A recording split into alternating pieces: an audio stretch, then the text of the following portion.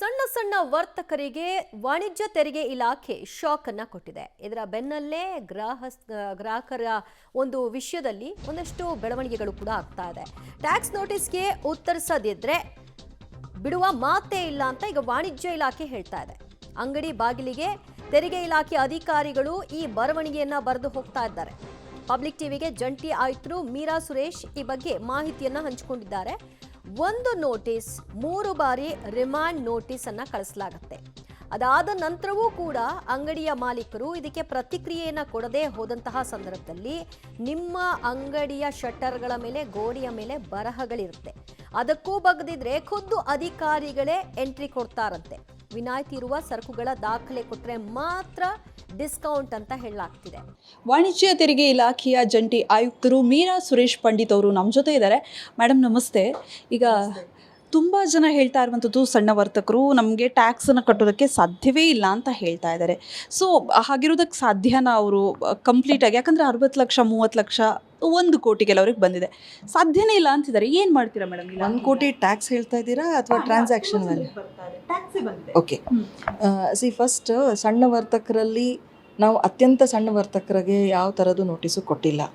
ಎಲ್ಲಿ registration liability ಇದೇನೋ threshold limit ನಮ್ಮ ಆ್ಯಕ್ಟ್ ಅಡಿಯಲ್ಲಿ ಪ್ರಿಸ್ಕ್ರೈಬ್ ಮಾಡಿದೆ, ಅದರ ಪ್ರಕಾರ ಮಾತ್ರ ನಾವು ಅನಲೈಸ್ ಮಾಡಿ ಮಾಹಿತಿಯನ್ನು ಪಡ್ಕೊಂಡು ಇಶ್ಯೂ ಮಾಡಿರುವಂಥ ನೋಟಿಸ್. ಸೊ ಸೇವೆಗಳಿಗೆ ಸಂಬಂಧಪಟ್ಟಂಗೆ turn over, aggregate annual turn over 20 lakh ಮೀರಿದರೆ ಮಾತ್ರ ನೋಟಿಸ್ ಕೊಟ್ಟಿದ್ದೀವಿ.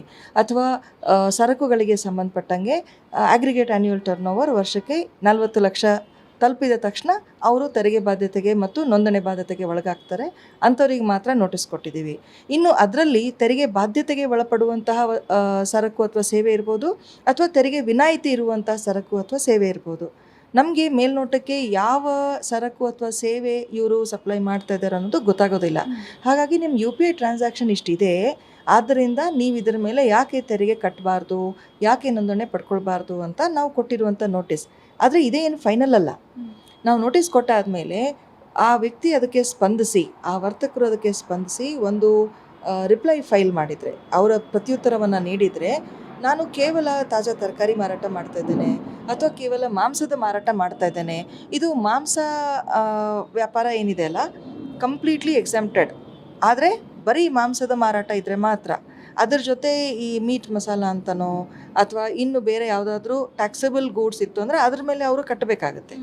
ಅಷ್ಟೇ ಅಲ್ಲ, ಈಗ ನಾನೊಂದು ತರಕಾರಿ ಮಾರ್ತಾ, ತರಕಾರಿ ಏನೋ ಎಕ್ಸೆಂಪ್ಟೆಡ್, ತಾಜಾ ತರಕಾರಿ ಏನೋ ಎಕ್ಸೆಂಪ್ಟೆಡ್, ಬಟ್ ಅದ್ರ ಜೊತೆ ಪಕ್ಕದಲ್ಲಿ ಒಂದು ಸಣ್ಣ ಶಾಪ್ ನಾನು ಕಟ್ಟಿಸಿದ್ದೆ ಅಥವಾ ಖರೀದಿ ಮಾಡಿದ್ದೆ, ಅದನ್ನು ಯಾರಿಗೋ ಕಮರ್ಷಿಯಲ್ ರೆಂಟಿಗೆ ಕೊಟ್ಟಿದ್ರೆ ಆ ಕಮರ್ಷಿಯಲ್ ರೆಂಟ್ ಏನು ಬರ್ತದೆ ಅದ್ರ ಮೇಲೆ 18% ಟ್ಯಾಕ್ಸ್ ವಿಧಿಸಲಾಗ್ತದೆ. ಮೇಡಮ್ ಈಗ ಅದು ಅರ್ಥ ಆಗ್ತಾ ಇದೆ, ಬಟ್ ಅವ್ರು ಹೇಳ್ತಾ ಇರುವಂಥದ್ದು ಹಳೆ ಲೆಕ್ಕನ ಕೇಳಲೇಬೇಡಿ ಅಂತ ಹೇಳ್ತಾ ಇದ್ದಾರೆ. ಹೊಸ ಲೆಕ್ಕ ಏನಿದೆ GSTಗೆ ನೋಂದಣಿ ಮಾಡ್ಕೋತೀವಿ, ಬಟ್ ಹಳೆ ಬಾಕಿ ಕಟ್ಟೋದಕ್ಕೆ ಸಾಧ್ಯನೇ ಇಲ್ಲ ಅಂತಿದ್ದಾರೆ.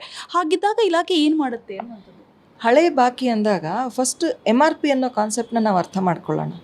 ನೀವೇನೇ ಒಂದು ಸಣ್ಣ ವಸ್ತು ಖರೀದಿ ಮಾಡಿದರೂ ಕೂಡ, ಒಂದು ಟೂತ್ಪೇಸ್ಟ್ ಖರೀದಿ ಮಾಡಿದ್ರಿ ಅಂದ್ಕೊಳ್ಳಿ, ಆ ಟೂತ್ಪೇಸ್ಟ್ ಮೇಲೆ MRP ಎಷ್ಟು?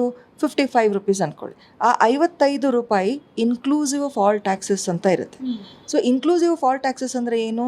ಅದರ ಮೂಲ ಬೆಲೆ ಲೆಟಸ್ ಅಸ್ಯೂಮ್ 48 ರೂಪಾಯಿ ಇದೆ, ಪ್ಲಸ್ 7 ರೂಪಾಯಿ ಟ್ಯಾಕ್ಸ್ ಏನು ಅದರ ಮೇಲೆ ವಿಧಿಸಲಾಗಿರುತ್ತಲ್ಲ, ಆ ತೆರಿಗೆಯನ್ನು ಕೂಡ ಸಂಗ್ರಹ ಮಾಡಿದ್ದೀವಿ.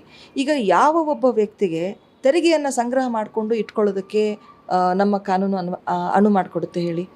ತೆರಿಗೆಯ ಇವರು ಏನು ವಸೂಲಿ ಮಾಡ್ಕೊಳ್ತಾ ಇದ್ದಾರೆ ಅಥವಾ ಕಟ್ಟಿಸ್ಕೊಳ್ತಾ ಇದ್ದಾರೆ ಆ್ಯಸ್ ಅ ಟ್ರಸ್ಟಿ, ಸರ್ಕಾರದ ಪರವಾಗಿ ಈ ಒಂದು ವಸ್ತುವಿನ ಮಾರಾಟದ ಮೇಲೆ ಅವ್ರ ಕಡೆ ಬಂದಿರುವಂತಹ ತೆರಿಗೆಯನ್ನು ಪ್ರಾಮಾಣಿಕವಾಗಿ ಸರ್ಕಾರಕ್ಕೆ ಸಲ್ಲಿಸಬೇಕು. ಒಂದು ವೇಳೆ ಮಾಡದೇ ಇದ್ದರೆ, ಅವರು ಟ್ಯಾಕ್ಸನ್ನು ಫೈಲ್ ಮಾಡದೇ ಇದ್ದರೆ, ಈಗ ಏನು ಬಾಕಿ ಇದು ಮಾಡಿದ್ದೀರಾ, ಸೊ ಏನು ಕಾನೂನು ಕ್ರಮ ಆಗುತ್ತೆ ನಿಮ್ಮ ಇಲಾಖೆಯ ಪ್ರಕಾರ? ನೋಂದಣಿ ಪಡ್ಕೊಳ್ದೆ ಹೋದರೆ ಮತ್ತು ತೆರಿಗೆ ಕಟ್ಟದೆ ಹೋದ್ರಿ ಅಂತ ಹೇಳ್ತಾ ಇದ್ದೀರಿ. ಓಕೆ, ಫಸ್ಟ್ ನೋಂದಣಿ ಹಳೆ ಡೇಟಿಗಂತೂ ನೋಂದಣಿ ಆಗೋದಿಲ್ಲ, ಇನ್ನು ಮುಂದೆ ಪ್ರಾಸ್ಪೆಕ್ಟಿವ್ ಆಗಿನೇ. ಸೊ ಈ ಪೀರಿಯಡ್ಗೆ ನೀವಿಷ್ಟು ವಹಿವಾಟು ಇರೋದ್ರಿಂದ ಮುಂದಿನ ವರ್ಷಗಳಲ್ಲಿ, ಅಂದರೆ ಈಗ ಪ್ರಾಸ್ಪೆಕ್ಟಿವ್ ಆಗಿ ಯಾಕೆ ನೋಂದಣಿ ಪಡ್ಕೊಳ್ಬಾರ್ದು ಅಂತ ಒಂದು ಕೇಳಿತ್ತು. ಎರಡನೇದು ಅಸೆಸ್ಮೆಂಟ್ಗೋಸ್ಕರ ಅಂತ ನಾವು ನೋಟಿಸ್ ಏನು ಕೊಟ್ಟಿದ್ದೀವಿ, ಈ ವರ್ಷಕ್ಕೆ ಇಷ್ಟಿಷ್ಟು ಬರಬೇಕು ಅಂತ ತೆರಿಗೆ ವಿಧಿಸಬೇಕಾಗುತ್ತದೆ ಅಂತ ನಾವೇನು ಕೊಟ್ಟಿದ್ದೀವಿ. ಅದರಲ್ಲಿ ಯಾವುದು ತೆರಿಗೆದಾಯಕಿದೆ ಮತ್ತು ಯಾವುದು ತೆರಿಗೆ ವಿನಾಯಿತಿ ಇರುವಂಥದ್ದಿದೆ ಅನ್ನೋದನ್ನ ಹೇಳಿದರೆ ಅದಕ್ಕೆ ತಕ್ಕಂಗೆ ನಾವು ಅಸೆಸ್ಮೆಂಟ್ ಮಾಡ್ತೀವಿ. ರಿಪ್ಲೈ ಫೈಲ್ ಮಾಡಿದರೆ, ರಿಪ್ಲೈ ಫೈಲ್ ಮಾಡ್ದೇ ಹೋಗಿ ನಾನು ಕಟ್ಟೋದೇ ಇಲ್ಲ ಅಂತ ಹೇಳಿದರೆ ಅನಿವಾರ್ಯವಾಗಿ ನಾವು ಭೇಟಿ ನೀಡಿ ಅವ್ರ ಕಡೆ ಇರುವಂತಹ ಸರಕು ಅಥವಾ ಸೇವೆ ಏನು ವಿನಾಯಿತಿಗೆ ಒಳಪಟ್ಟಿರುವಂಥದ್ದಿದೆನಾ ಅದು ಇರ್ಬೋದು. ಪೂರ್ತಿ 3 ಕೋಟಿ ವಹಿವಾಟು ಸಂಪೂರ್ಣ ತೆರಿಗೆ ವಿನಾಯಿತಿ ಇರುವಂತಹ ಸರಕು ಅಥವಾ ಸೇವೆನೇ ಇರ್ಬೋದು. ಸೊ ಅವ್ರು ಬರದೇ ಹೋದರೆ ನಾವು ಹೋಗಿ, ಯಾಕಂದರೆ ನಾವು ನೀಡಿರುವಂಥ ನೋಟಿಸ್ ಅದನ್ನು ಮುಕ್ತಾಯಗೊಳಿಸಬೇಕು. ಹಾಗಾಗಿ ನಮ್ಮ ಅಧಿಕಾರಿ ಅಥವಾ ಇನ್ಸ್ಪೆಕ್ಟರ್ ಹೋಗಿ ಪರಿಶೀಲನೆ ಮಾಡಿ ಇಲ್ಲಿ ತೆರಿಗೆದಾಯಕ ವಹಿವಾಟು ಇದೆನಾ ಅಥವಾ ತೆರಿಗೆ ವಿನಾಯಿತಿಗೆ ಒಳಪಟ್ಟಂಥ ವಹಿವಾಟು ಇದೆನಾ ಅಂತ ನೋಡಿ, ತೆರಿಗೆದಾಯಕ ವಹಿವಾಟು ಇತ್ತಂದರೆ ಅಷ್ಟಕ್ಕೆ ಸಂಬಂಧಪಟ್ಟಂಗೆ ಮಾತ್ರ ಸಂಬಂಧಪಟ್ಟಂಥ ತೆರಿಗೆ ದರನ ಅನ್ವಯಿಸಿ ತೆರಿಗೆ ಮತ್ತು ಬಡ್ಡಿಯನ್ನು ಹಾಕಬೇಕಾಗ್ತದೆ ದಂಡದ ಸಮೇತ. ಸೊ ಮನ್ನಾ ಅನ್ನುವ ಪ್ರಶ್ನೆ ಬರೋದಿಲ್ಲ, ಸಂಪೂರ್ಣ ಮನ್ನಾ ಅನ್ನುವ ಪ್ರಶ್ನೆ ಬರೋದಿಲ್ಲ ಈಗ ಕೊಟ್ಟಿರುವಂತಹ ನೋಟಿಸಲ್ಲಿ. ಸಂಪೂರ್ಣ ಮನ್ನಾ ಪ್ರಶ್ನೆ ಈಗ ಸದ್ಯದ ಕಾಯ್ದೆಯಡಿಯಲ್ಲಿ ಸಾಧ್ಯವಿಲ್ಲ. ಇದ್ರ ಕುರಿತು ಏನಾದರೂ ಮನ್ನಾ ಬೇಕು ಅಂತಂದರೆ ಅದು ಸಂಬಂಧಪಟ್ಟಂತಹ ವೇದಿಕೆಯಲ್ಲಿ ಅದರ ಪ್ರಸ್ತಾವನೆ ಸಲ್ಲಿಸಿ ಸರ್ಕಾರಗಳು ಅದನ್ನು ಒಪ್ಪಿದರೆ ಆವಾಗ ಮಾತ್ರ ಸಾಧ್ಯ ಆಗ್ತದೆ. ಈಗ ಕಟ್ತಾ ಇದ್ದಾರೆ ಮೇಡಮ್, ರಿಕವರಿ ಆಗ್ತಾ ಇದೆಯಾ ಈಗ ಕಳಿಸಿರೋ ವರ್ತಕರಲ್ಲಿ? ಈಗ ಅಂದಾಜು ಎಷ್ಟು ಸಂಖ್ಯೆಯಲ್ಲಿ ಕಳಿಸ್ತಾ ಇದ್ದೀರಾ ವರ್ತಕರಿಗೆ? ಇಲ್ಲಿವರೆಗೂ ನಮ್ಮ ವಿಭಾಗದಲ್ಲಿ 834 ನೋಟಿಸ್ ಕಳಿಸಿದ್ದೀವಿ. ಆದರೆ ಎಲ್ಲದರಲ್ಲೂ ಇಷ್ಟು ತೆರಿಗೆ ಅಂತ ಹಾಕಿದ್ದಿಲ್ಲ. ಕೆಲವೊಂದರಲ್ಲಿ ಹಾಕಿತ್ತು ಎಷ್ಟು ಅಂತೇಳಿ ಪ್ರಮಾಣವನ್ನು ಅಳೆದ್ಬಿಟ್ಟು, ಇನ್ನು ಕೆಲವುದರಲ್ಲಿ ಹಾಕಿರಲಿಲ್ಲ. ಆದರೆ ನೋಟಿಸ್ ಮಾತ್ರ ಕೊಟ್ಟಿದ್ದೀವಿ, ಇದು ಯಾವುದೂ ಆರ್ಡರ್ ಅಲ್ಲ. ಹಾಗಾಗಿ ತೆರಿಗೆ ವಸೂಲಾಗೋ ಪ್ರಶ್ನೆನೇ ಇಲ್ಲ. ತೆರಿಗೆ ವಸೂಲಿ ಆಗೋದು ಯಾವಾಗಂದರೆ ಕೊಟ್ಟಿರೋ ನೋಟಿಸಿಗೆ ರಿಪ್ಲೈ ಮಾಡಿ ವರ್ತಕರು, ಆಮೇಲೆ ಬೇಕಿದ್ರೆ ಇಲ್ಲಿ ಬಂದುಬಿಟ್ಟು personal hearing, principles of natural justice ಅಂತ ನಾವೇನು ಹೇಳ್ತೇವೆ, ಇದು ನೈಸರ್ಗಿಕ ನ್ಯಾಯದ ನಿಯಮಗಳನ್ನು ಪಾಲಿಸ್ತಾ ಅವರಿಗೆ ಸಾಕಷ್ಟು ಅವಕಾಶ ಕೊಟ್ಟು ಆಮೇಲೆ ಒಂದು ಆರ್ಡರ್ ಆಗುತ್ತೆ. ಆರ್ಡರ್ ಜೊತೆ ಡಿಮಾಂಡ್, ಆ ಡಿಮಾಂಡ್ ಆಗಿ ಮತ್ತೆ ಅವರಿಗೆ ಕಾಲಾವಕಾಶ ಇರುತ್ತೆ. ಇಷ್ಟು ನೀವು ಕಟ್ಟಬೇಕಾಗಿದೆ, ಕಟ್ಟಿ ಅಂತ ಕಾಲಾವಕಾಶ ನೀಡಿ ಅದಾದ ನಂತರ ವಸೂಲಿ ಆಗೋದು. ಮೇಡಮ್, ಈಗ ನೀವು ಅವ್ರ ಅಂಗಡಿ ಬಾಗಿಲಿಗೆ ಹೋಗ್ತೀವಿ ಅಂತ ಹೇಳ್ತಾ ಇದ್ದೀರಾ, ಎಷ್ಟು ಟೈಮ್ ಕಾಲಾವಕಾಶ ಇದೆ ಈಗ ಅಂದರೆ ಈ ತಿಂಗಳೇ ಆಲ್ಮೋಸ್ಟ್ ನೋಟಿಸನ್ನು ಇಶ್ಯೂ ಮಾಡಿರುವಂಥ, ಸೊ ಎಷ್ಟು ಟೈಮ್ ಕಾಲಾವಕಾಶವನ್ನು ಕೊಡ್ತೀರಾ? ಯಾವಾಗ ಅಂಗಡಿ ಬಾಗಿಲಿಗೆ ಹೋಗ್ತೀರಾ? ನಿಮ್ಮ ಪ್ಲ್ಯಾನ್ಸ್ ಯಾವ ರೀತಿ? ಒಂದು ನೋಟಿಸ್ ಕೊಟ್ಟಾದಮೇಲೆ ಸಹಜವಾಗಿ ನಾವು 7 ದಿನಗಳ ಅವಕಾಶ ಕೊಡ್ತೇವೆ. 7 ದಿನಗಳ ಒಳಗಡೆ ಇದಕ್ಕೆ ರಿಪ್ಲೈ ಫೈಲ್ ಮಾಡಿ ಅಂತ. ಅಥವಾ ಅವರು ಪರ್ಸ್ನಲ್ ಆಗಿ ಬಂದು ತಮ್ಮ ಒಂದು ಸಮಜಾಯಿಷಿನ ನೀಡಲಿಕ್ಕೆ ಅಂತ ಕೂಡ ಅವಕಾಶ ಕೊಟ್ಟಿರ್ತೀವಿ. ಇಂಥ ಡೇಟ್, ಇಂಥ ಟೈಮ್, ಬಟ್ ಮಿನಿಮಮ್ 7 ಡೇಸ್ ಅಂತೂ ಕೊಟ್ಟೇ ಇರ್ತೀವಿ.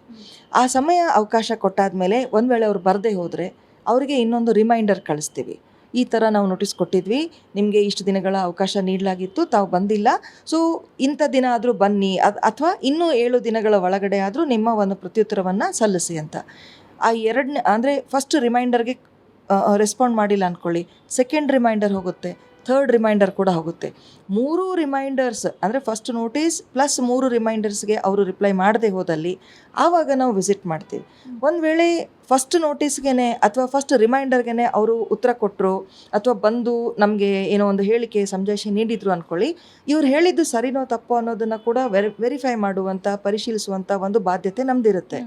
ಸೊ ಅವ್ರು ರೆಪ್ರೆಸೆಂಟ್ ಮಾಡಿದರೆ ನಾವು ಕೆಲವೇ ದಿನಗಳಲ್ಲಿ ಹೋಗಿ ಇದು ಸಂಪೂರ್ಣ ತಾಜಾ ಹಣ್ಣುಗಳ ಮಾರಾಟ ಮಾತ್ರ ಮಾಡ್ತಾ ಇದ್ದಾರಾ, ಹೋಗಿ ಸ್ಥಳ ಪರಿಶೀಲನೆ ಮಾಡಿದಾಗ ಅದು ನಮಗೆ ಕನ್ವಿನ್ಸ್ ಆದರೆ, ಮನವರಿಕೆ ಆದರೆ ಅದನ್ನು ಕನ್ಸಿಡರ್ ಮಾಡಿ we will conclude an order. Madam, ಈಗ ಬಿಲ್ಗಳಿರೋದಿಲ್ಲ ಅಂತ ಹೇಳ್ತಾ ಇದ್ದಾರೆ ಅವರು.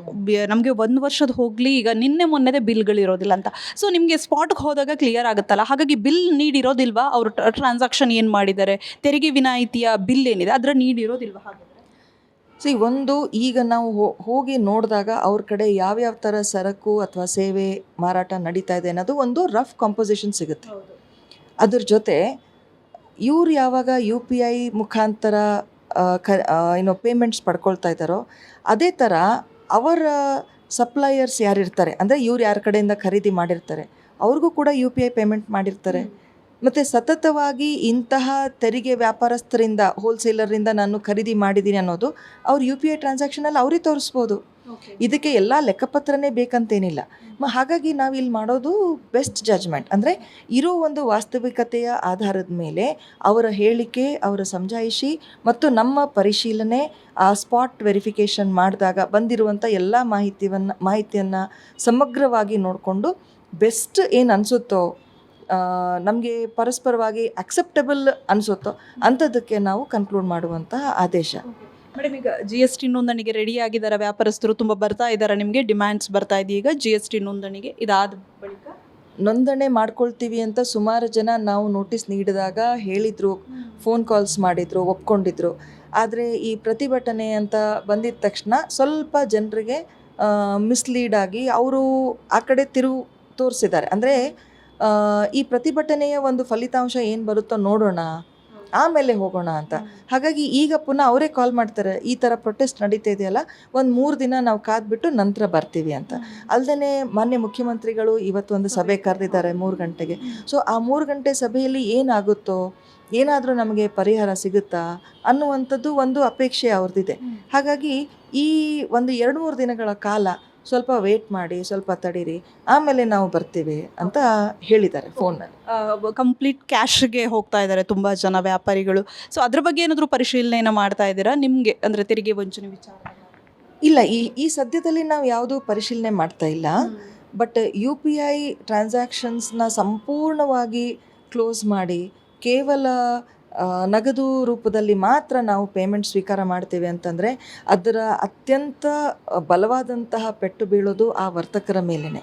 ಯಾಕೆಂದರೆ ಅವ್ರ ಕಡೆ ಇಲ್ಲಿವರೆಗೂ ಯಾರ್ಯಾರು ಗ್ರಾಹಕರು ಹೋಗ್ತಾ ಇದ್ರು ಅವರನ್ನು ನಾನು ಕ್ಯಾಶ್ ಮಾತ್ರ ತೊಗೊಳ್ತೇನೆ, UPI ಮುಖಾಂತರ ಪೇಮೆಂಟ್ ತೊಗೊಳ್ಳಲ್ಲ ಅಂತ ಕಳಿಸ್ಬಿಟ್ರೆ ಒಂದು ಬಾರಿ ಹೋಗಿರುವಂಥ ಗ್ರಾಹಕ ವಾಪಸ್ ಬರೋದಿಲ್ಲ.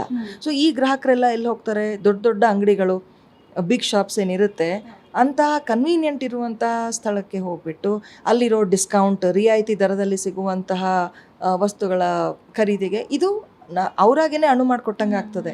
ಸೊ UPIಯನ್ನು ಬಿಟ್ಕೊಟ್ರೆ ಅದು ಯಾವ ರೀತಿಯ ಪರಿಹಾರನೂ ಅಲ್ಲ. ಯಾಕೆಂದರೆ ನೀವು ಯಾವುದಾದ್ರೂ ಒಂದು ಮೂಲದಿಂದ ಪೇಮೆಂಟ್ ರಿಸೀವ್ ಮಾಡಲೇಬೇಕು. So this is not the solution. ಈ UPI ಟ್ರಾನ್ಸಾಕ್ಷನ್ನ ಕಂಪ್ಲೀಟ್ಲಿ ಬ್ಯಾನ್ ಮಾಡೋದ್ರಿಂದ ಅವ್ರಿಗೆ ಕಷ್ಟ ಆಗುತ್ತೆ, ಮುಂದೆ ಅವ್ರ ಕಡೆ ಗ್ರಾಹಕರು ಹೋಗೋದು ಭಾಳ ಕಷ್ಟ ಆಗುತ್ತೆ. ಹಾಗಾಗಿ ದಯವಿಟ್ಟು ಈ ಒಂದು ತಪ್ಪು ಕಲ್ಪನೆಯಲ್ಲಿ UPI ಬ್ಯಾನ್ ಮಾಡಿದ್ರೆ ನನಗೆ ತೆರಿಗೆ ಇಲಾಖೆಯವರು ಯಾವ ರೀತಿಯಲ್ಲೂ ಮುಟ್ಟೋದಿಲ್ಲ ಅನ್ನೋದು ಇಟ್ಕೊಳ್ಳೋದು ಬೇಡ. ಯಾಕಂದರೆ ನೀವು ಕ್ಯಾಶ್ ಟ್ರಾನ್ಸಾಕ್ಷನ್ ಮಾಡಿದರೂ ಕೂಡ ಕ್ಯಾಶನ್ನು ಎಲ್ಲಿಡ್ತೀರಾ? ದಿನನಿತ್ಯ ನನಗೆ 7,000 8,000 ಟ್ರಾನ್ಸಾಕ್ಷನ್ ಆಗ್ತಿದೆ ಅಂದ್ಕೊಳ್ಳಿ, ಅದನ್ನೆಲ್ಲ ನಾನು ಮನೇಲಿ ಇಟ್ಕೊಂಡು ಕೊಡೋಕ್ಕಾಗಲ್ಲ, ಬ್ಯಾಂಕಲ್ಲಿ ಇಡ್ತೀವಿ ಅಥವಾ ಇನ್ನೆಲ್ಲೋ ಇಡ್ತೀವಿ. ಆಗ ಆ ಸೋರ್ಸ್ ಕೂಡ ನಾವು ಟ್ಯಾಪ್ ಮಾಡೋದಕ್ಕೆ ಒಂದು ಅನಿವಾರ್ಯತೆ ಬರುವಂಥದ್ದು ಬೇಡ. ಏನಿದೆ ನೇರವಾಗಿ ನಡೀತಾ ಇದೆ, ರಿಜಿಸ್ಟ್ರೇಷನ್ ತೊಗೊಳ್ಳಿ, ಮತ್ತು ನೋಂದಣಿ ಮಾಡ್ಕೊಂಡಾದ್ಮೇಲೆ ಟ್ಯಾಕ್ಸ್ ಯಾರೂ ತಮ್ಮ ಜೇಬಿಂದ ಕಟ್ತಾ ಇಲ್ಲ. ಈಗ ಒಂದು MRP ಅಂತ ಹೇಳಿದಾಗ ಏನು ಅದರಲ್ಲಿ ಟ್ಯಾಕ್ಸಸ್ ಕಲೆಕ್ಟ್ ಮಾಡಿರ್ತಾರಲ್ವ, ಅದನ್ನು ಮಾತ್ರ ಸರ್ಕಾರಕ್ಕೆ ಸಂದಾಯ ಮಾಡ್ತಾ ಇದ್ದಾರೆ. ಹಾಗಾಗಿ ಸಂಗ್ರಹ ಮಾಡಿರುವಂಥ ಅಥವಾ ಕಲೆಕ್ಟ್ ಮಾಡಿರುವಂತಹ ತೆರಿಗೆಯನ್ನು ಸರ್ಕಾರಕ್ಕೆ ಕಟ್ಟೋದ್ರಲ್ಲಿ ಯಾಕೆ ತೊಂದರೆ? ಹಿಂದಿನ ಕಾಲಕ್ಕೂ ಕೂಡ ಅವರು ತಮ್ಮ ಗ್ರಾಹಕರಿಂದ ಕಲೆಕ್ಟ್ ಮಾಡಿದ್ದಾರೆ ತೆರಿಗೆ MRP ಮುಖಾಂತರ. ಏಕಾಏಕಿ ಕೊಟ್ರಿ ಅನ್ನುವಂಥದ್ದು ಅವರ ಆರೋಪ. ಯಾಕಂದರೆ 21 ಸುಮ್ಮನಿದ್ದಂಥ ಅಧಿಕಾರಿಗಳು ಈಗ ಏಕಾಏಕಿ ಕೊಟ್ಟರು. ಅಲ್ಲ, ಏಕಾಏಕಿ ಕೊಟ್ಟರು ಕೂಡ ಸರ್ಕಾರದ ಹಣ ಅವ್ರ ಕಡೆ ಇಟ್ಕೊಳ್ಳೋದು ಎಷ್ಟು ನ್ಯಾಯ ನೀವೇ ಹೇಳಿ ಅಲ್ವಾ? ಈಗ ಹಿಂದೆ ಏನೇನು ಮೊಬೈಲ್ ಮಾರಾಟ ಮಾಡಿದೆ, ಒಂದು 20 ಲಕ್ಷದಷ್ಟು ಮೊಬೈಲ್ಗಳ ಮಾರಾಟ ಆಗಿದೆ ಅಂದ್ಕೊಳ್ಳಿ, ಅಥವಾ 40 ಲಕ್ಷದಷ್ಟು ಮೊಬೈಲ್ ಮಾರಾಟ ಆಗಿದೆ. ಅದರಲ್ಲಿ ನೀವು 18% GST ಕಲೆಕ್ಟ್ ಮಾಡಿರೋದಿದೆ. ಅದನ್ನು ಯಾರಿಗೆ ಕೊಡ್ತಾ ಇದ್ದೀರಿ? ಸರ್ಕಾರದ ಹಣ ಅವ್ರ ಕಡೆ ಇಟ್ಕೊಂಡಿರೋದು ಅನ್ಯಾಯವಲ್ವಾ? ನಾವು ಕಣ್ಣಿಟ್ಟಿದ್ದು ಅದರ ಮೇಲೆ ಮಾತ್ರ. ಅದಕ್ಕೆ ಸಂಬಂಧಪಟ್ಟಂತಹ ಬಡ್ಡಿ ಮತ್ತು ದಂಡ ಏನಿದೆ ಅದು ಕಾನೂನಿನಲ್ಲಿ ಬರೆದಿರುವಂತಹ ಒಂದು ಪ್ರೊವಿಷನ್ ಏನಿದೆ, ಅದ್ರ ಮೀರಿ ನಾವು ಹೋಗೋಕ್ಕಾಗಲ್ಲ. ಇನ್ನೂ ಕೊಡ್ತಾ ಇದ್ದೀರಾ ಮೇಡಮ್? ಇನ್ನು ಪ್ರೋಸೆಸ್ಸಲ್ಲಿ ಇದೆಯಾ ತೆರಿಗೆ ಈ ರೀತಿ ನೋಟಿಸ್ ಕೊಡ್ತಾ ಇರುವಂಥದ್ದು? ಈಗ ಸದ್ಯಕ್ಕೆ ನಾವು ನಿಮ್ಮ ವಹಿವಾಟು UPI ಟ್ರಾನ್ಸಾಕ್ಷನ್ನ ಆಧಾರದ ಮಾಹಿತಿಯ ಆಧಾರದ ಮೇಲೆ ನಿಮ್ಮ ವಹಿವಾಟು 20 ಲಕ್ಷ ಸೇವೆಗಳಿಗೆ ಸಂಬಂಧಪಟ್ಟಿದ್ದರೆ ಅಥವಾ ಸರಕಿಗೆ ಸಂಬಂಧಪಟ್ಟಿದ್ದರೆ 40 ಲಕ್ಷ ಮೀರ್ತಾ ಇದೆ.